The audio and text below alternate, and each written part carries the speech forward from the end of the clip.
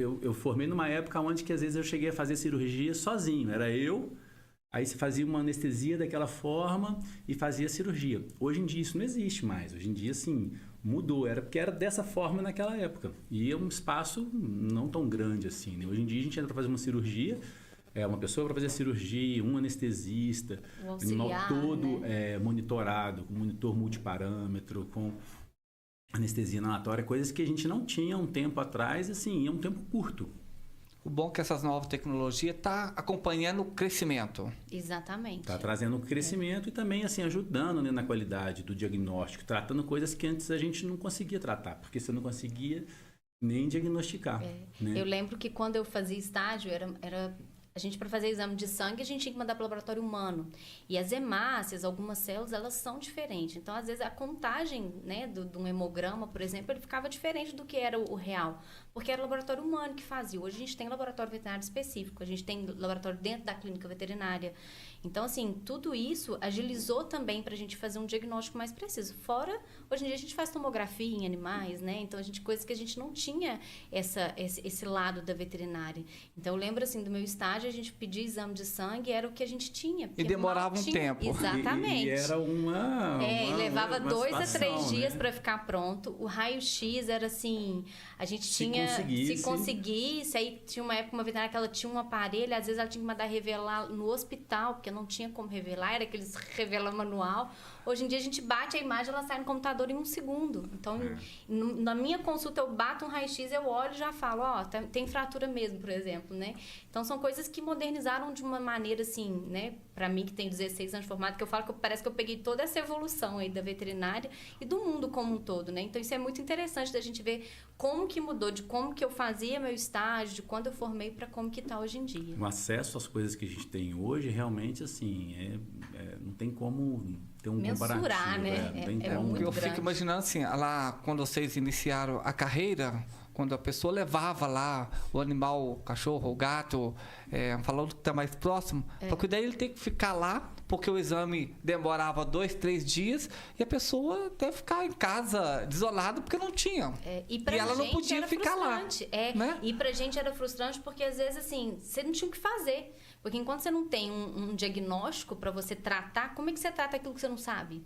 Então, pra gente era muito frustrante também, muitas das vezes, porque você deparava com situações que quando vinha os exames, você falava assim, nossa, se eu tivesse começado tal coisa desde o início, às vezes tinha sido mais fácil, tinha sido melhor.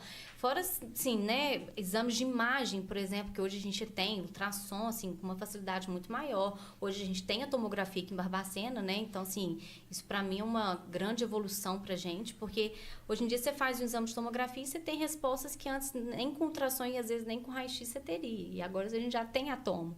Então, isso tudo melhorou demais, né? Tanto para nós veterinários quanto para o paciente, com certeza, né? Para você, Nilson, que está aí no primeiro período de uma faculdade de medicina veterinária, ouvir 2 especialistas falando desse avanço aí tecnológico para um atendimento de qualidade, isso te dá uma certeza do caminho que você já escolheu para seguir? Sim. Te dá uma certeza que você está sabendo, né? Você vai conseguir mensurar daqui a um tempo como que você vai fazer um tratamento, como que você vai abordar um cliente. Nas aulas hoje em dia, né, a professora sempre frisa, né, o conhecimento, você perguntar. Então, tipo assim, e o avanço tecnológico vem para ajudar isso, né? Hoje em dia você consegue abordar um cliente à distância, perguntar, fazer consultas, não clínicas, né, mas consultas assim para conhecimento, né?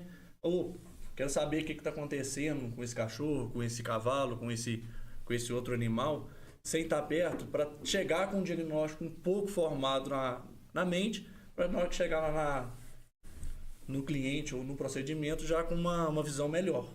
Agora, Nilson, você vem já tem uma vida ligada aos animais, já convive, monta também concurso de marcha. Fala para nós um pouco dessa história aí, porque assim, você está na área de veterinário, você já tem um contato né, ali no dia a dia. Sim.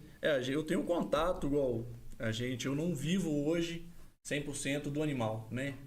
Eu tenho meu serviço, eu trabalho como mecânico, então eu tenho uma outra área, mas eu tenho meu hobby que é mexer com animal. Então eu tenho meus animais, monto, apresento animais. Então esse vem uma paixão desde criança, né? Sempre envolvendo ali no meio de animais, de grandes animais. tenho meus pequenos também, mas essa paixão pro grande animal vem desde pequeno. Desde muito criança, sempre gostei bastante mesmo de animais. Bom, e você, doutora Gabriela e o doutor Felipe, de onde vem a paixão aí, que percebe na fala de vocês, esse amor, né, pela profissão e por cuidar mesmo dos animais. É o que ele falou. Eu falo assim, que é interessante isso. Quando você pergunta para alguma pessoa, para um veterinário, quando que ele quis ser veterinário, desde sempre. É algo que vem, é o que ele falou, vem da infância, assim. É algo que eu sempre fiz. Eu era aquela que chegava em casa com o gato escondido, e aí enfiava o gato num banheiro que tinha na casa, até meu pai e minha mãe descobrir que o gato tava lá. Escondia o gato, que ele começou a miar lá. Era assim. Então, assim, eu falo que a gente sempre tem esse viés, né? E toda vez que você conversa com alguém que é veterinário, é algo que vem de infância, assim. Eu falo que a veterinária, ela não, né, tirando as outras profissões, mas ela é algo que ela vem de uma paixão mesmo da infância, assim.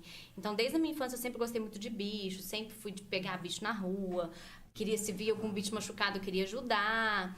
Então, isso veio da minha infância mesmo. Então, assim, eu não vejo hoje, assim, qual momento que foi, porque sempre existiu aquilo ali pra mim. Então, sempre foi algo que eu quis na minha vida, né? Então, eu falo, assim, que uma das coisas que eu vejo, às vezes, o pessoal reclamando de trabalho, de profissão, eu falo, gente, eu sou tão feliz na minha profissão, eu sou tão satisfeita com a profissão que eu escolhi, que eu não tenho o que queixar. Eu amo com que eu trabalho, então, assim, isso é diferente. Você viver por aquilo que você ama é muito bom, E né? quando você ama, né, você não trabalha, né? Você tá ali todo dia ali pra fazer o bem, né? Igual a medicina veterinária.